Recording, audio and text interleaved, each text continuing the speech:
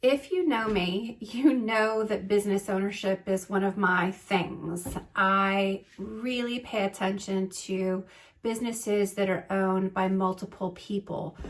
Business partnership is not easy. So when you have a partner, multiple owners in a business, that relationship is completely unique. It's separate from the business itself. This is relationships between humans, and sometimes relationships between humans can get messy.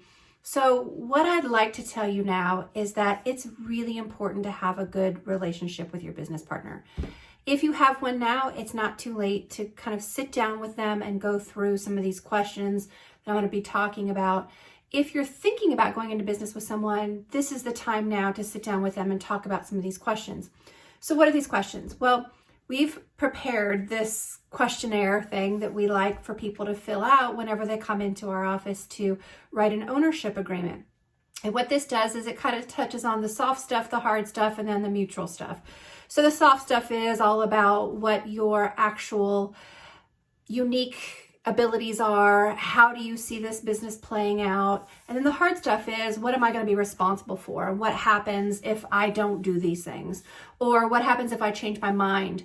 And then the mutual stuff is how do we work together? How do we put this this agreement together, this framework for our relationship going forward to make sure that our business is as successful as it can be?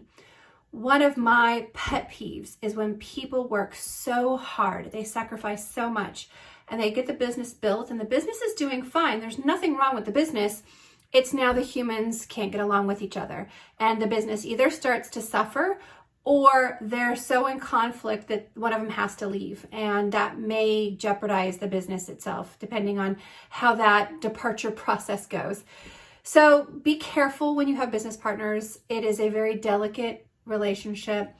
Obviously, having an ownership agreement, a partnership agreement in place is one of the best ways to keep some boundaries around that relationship, keep some guardrails on, showing you the path forward. If something terrible happens or somebody makes a different decision, what do you do then? There's always benefit to having a plan in place. So that's my spiel. I am all about making sure that ownership relationships don't affect the business in a negative way. Business ownership is an amazing way of living your life. Making sure that you get along with your business partner goes to that as well. So if we can help, let us know.